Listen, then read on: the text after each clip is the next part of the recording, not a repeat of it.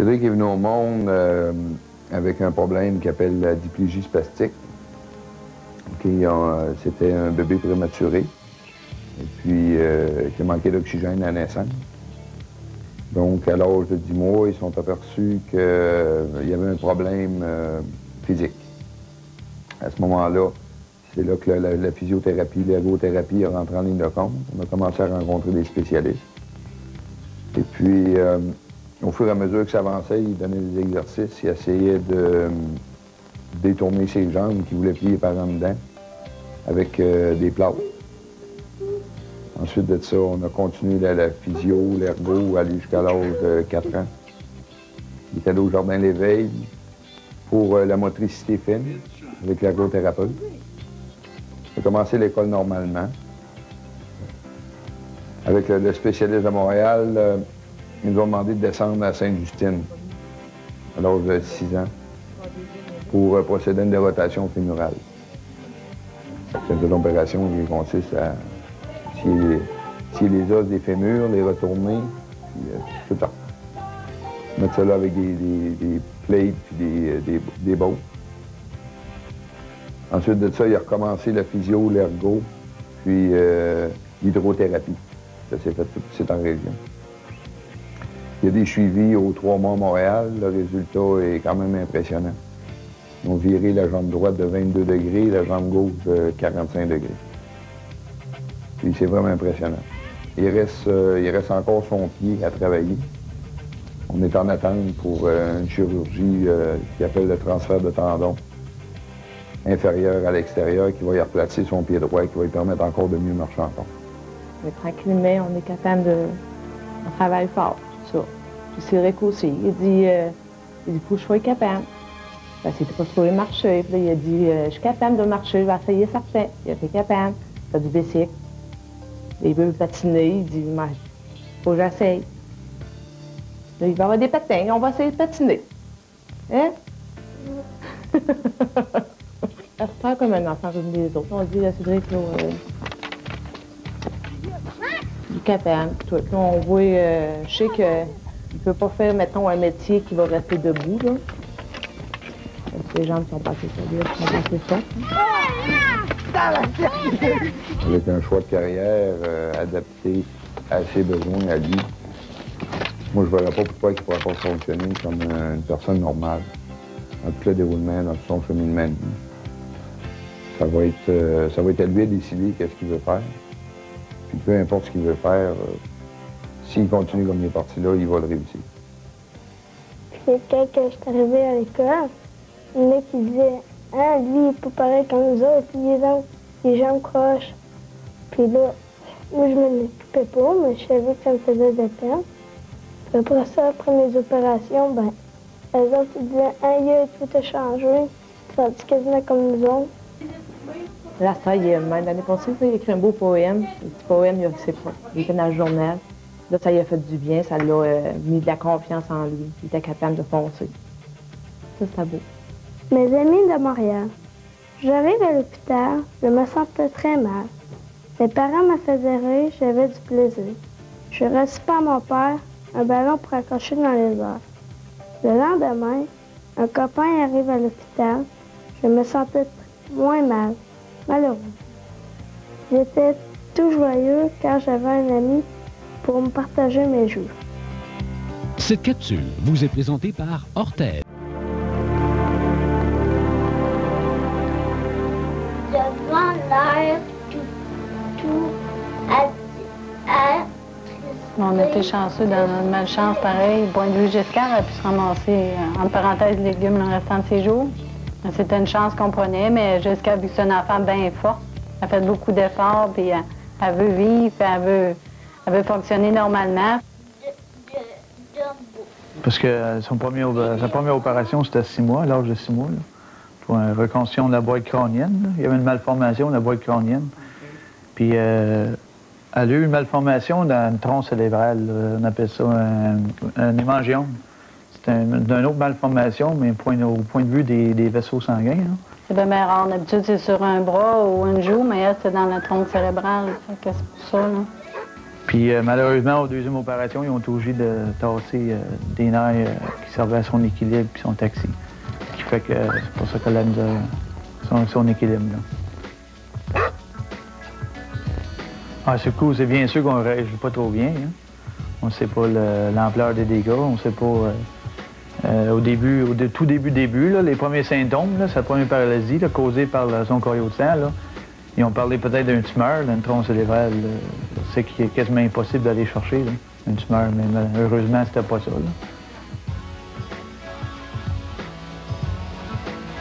Paulie est en haut de sa moyenne, encore meilleur que bien des enfants de son âge. Là. Mais je pense pas de... Il est au haut du progrès, là, avec sa physiothérapie puis l'ergothérapie. Ils nous ont dit que tant qu'il y a du progrès, hein, il y a de l'espoir. Hein? Du point de vue Jessica, c'est sûr qu'on a plusieurs déplacements à faire à Montréal, à l'hôpital de Montréal pour enfants. Donc, la ressource nous a aidés financièrement pour faire les voyages, pour se rendre à l'hôpital, pour des suivis et des chirurgies qu'elle a eues aussi. Puis, elle a eu des aides financières concernant une marchette que ça sert à l'école. Puis aussi, le camp au lac Flavrian, un camp d'été qu'elle participe à tous les années. Bien, il y avait la chambre hyperbare, là, qu'on aimerait, oui, que s'il y a de l'aide financière qu'on aimerait, oui, qu'elle y aille, là. Parce que peut-être que ça serait positif pour elle, pour son équilibre, là, son ataxie qu'elle a, là. On ne sait pas, là, il n'y a pas un enfant pareil, fait qu'on ne peut pas savoir, surtout que le cas de Jessica, c'est très rare aussi, là. Ah, ben c'est une petite fille qui veut bien, fait qu'il y en a qui sont pas mal plus handicapés là qu'elle, puis ils réussissent, fait que je suis pas inquiète ben pour elle, là, de ce point de vue-là.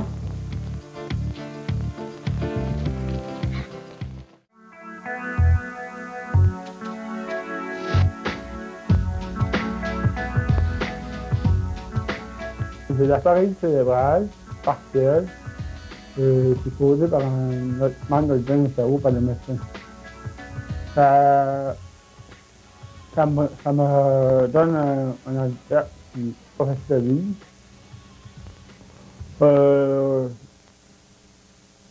Problème de surdité, d'audition, problème de vocalisation et de coordination avec mes membres. C'est les sons durs, entre les sons durs, comme un bruit d'auto, un bruit dans un auto qui passe, une klaxonnette, là, qui passe dans un auto, ça je n'entends pas. C'est-tu des appareils ou c'est-tu... Ça se peut en avoir, mais j'ai pas été capable de m'habituer avec ça. J'ai essayé toutes de modèles, plusieurs modèles, des nouveaux modèles. Puis, quand un modèle quand il y avait un modèle qui changeait, je l'essayais, puis ça faisait rien. Ça ne va pas à m'habituer à ça. J'essayais, puis il faut que la personne soit en face de moi pour entendre. Si la personne est de côté à moi, ou est en arrière de moi, quand c'est au téléphone, c'est différent. Au téléphone, sur mon téléphone, j'ai un son pour monter le volume, pour entendre plus fort. Si je n'entends pas la personne au téléphone qui me parle, je monte le volume, je l'entends plus fort. Je vais comprendre ce qu'il a dit. Mais si c'est une personne qui parle à voix basse, avec mon volume est bas, et n'entendrait pas ce que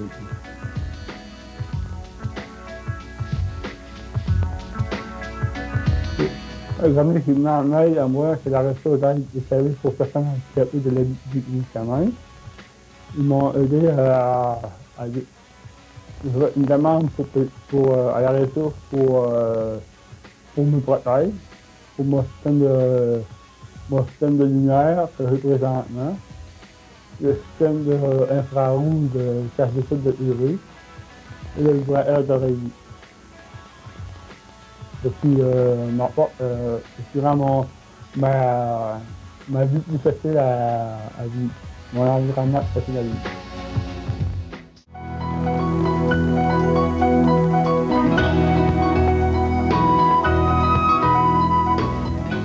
Maintenant, en premier, là, il est allé chez mon frère. Après ça, ben, il est venu m'amener chez mon frère. OK. Il est resté un an chez mon frère. Il est venu m'amener. OK. Puis après ça? Après ça, il a tourné chez Brigitte. On attendait que j'aille un place. Après ça, il était en famille d'accueil à Ville-Marie. Elle arrivait de Notre-Dame-du-Nord, elle a été plusieurs années au nord. C'est sûr que l'adaptation a été longue un petit peu, mais elle a été bien raisonnable. Puis le premier mois, on était à Ville-Marie, après ça, on a aménagé ici au bout d'un mois, parce que je cherchais plus grand, puis une place qui n'avait pas trop de marche pour elle. Puis c'est sûr que, si je veux résumer en gros, là, elle a perdu beaucoup de force dans ses jambes depuis que je l'ai avec moi. Il a dit qu'il va choquer. Il m'a dit qu'il va à pied. Puis il fait des canards. Puis le mercredi, j'ai des coups. Puis le vendredi, j'ai des coups. Avec une quête à clou. Puis elle demande quoi? Ben, du français. Du calcul, des fois, un petit peu de décalé.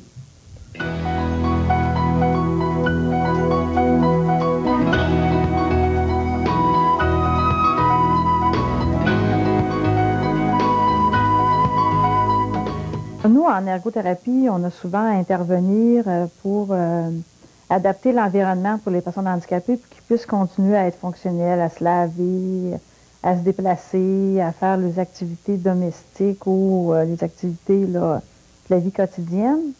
C'est sûr qu'il existe des programmes gouvernementaux qui vont en fournir une partie, mais c'est pas encore complet. Fait que la ressource, heureusement que nous les avons, ça nous permet de répondre à des besoins qui seraient impossibles de répondre autrement.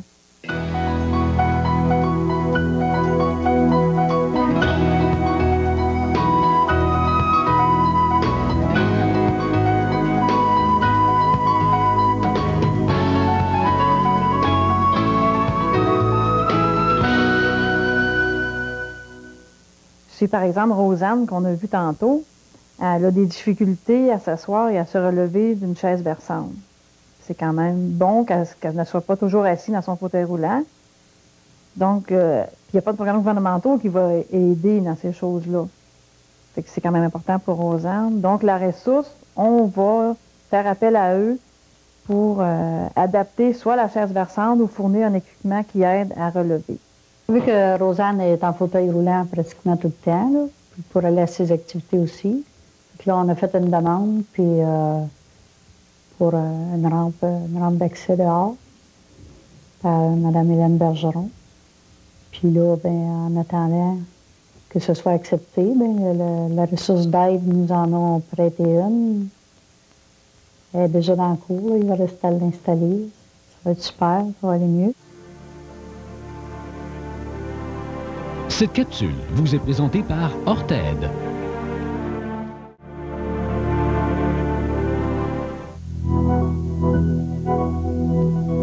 Ben, je pense que le deuxième, c'est un petit peu aussi pour la petite.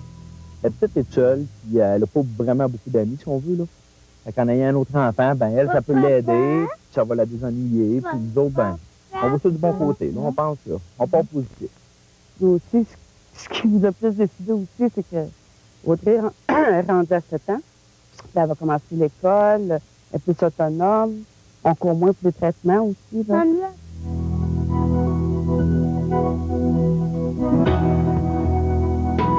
Puis avant, elle avait de la physio, de l'ergothérapie, des rendez-vous à l'hôpital, tous les examens.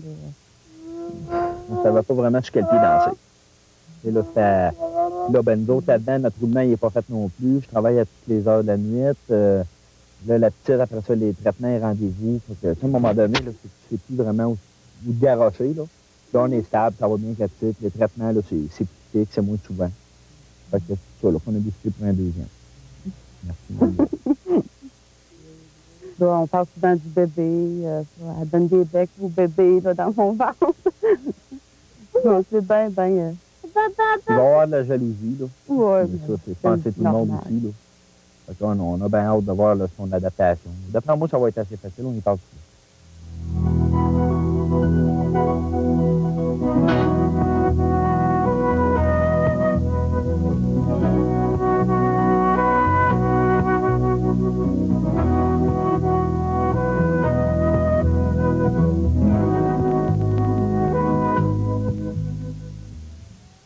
Avant qu'Audrey commence à marcher, on a besoin d'une marchette avec des ridettes en avant.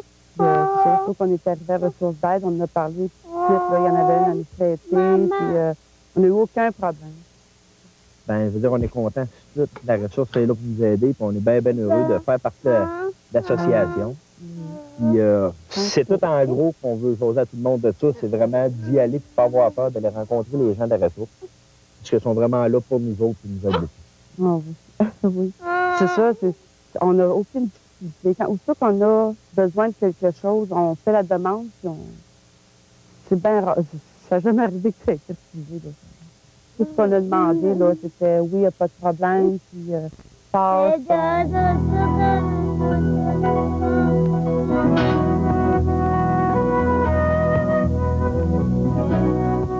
Ben, ça, nous autres, parce qu'on aime la campagne, on aime la tranquillité. Mais Audrey aussi. Parce qu'en ville, en appartement, c'est pas évident. Là. Si Audrey se fait réveiller dans la nuit, ça fait des crises d'épilepsie. Si on la couche l'entre-midi, puis elle se fait réveiller, c'est des crises d'épilepsie. Tandis que là, c'est ça, là, dans notre maison, on la couche l'après-midi, puis à part que les oiseaux peuvent la réveiller, il n'y a pas grand-chose. Normalement, en ville, on lui dit, va pas là, tu es chez le voisin, tu vas pas dans la vie. Tandis que c'est en campagne, ben, elle sort le matin, elle déjeune, elle sort. On ne crie pas après, on la charge pas, elle n'est pas portée à aller dans la rue, on la surveille tout le temps pareil. Mais elle a grand, elle a de l'air, ça veut crier, elle crie. On la laisse vraiment là, elle a grand, elle a un sol là, qui va être aménagé pour elle aussi, là, avec des bébelles. C'est fait en fonction un petit peu, je pense, de tout le monde. On aime la campagne, mais on ne veut pas être loin de la ville à cause du traitement. Je pense qu'on a trouvé là, ce qu'on recherchait.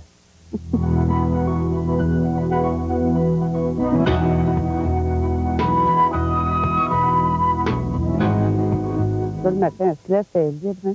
Elle ouvre la porte patio parce qu'on va jouer dehors. Puis quand elle fait elle rentre dans la maison. Puis elle est vraiment libre. Là, elle est vraiment épanouie.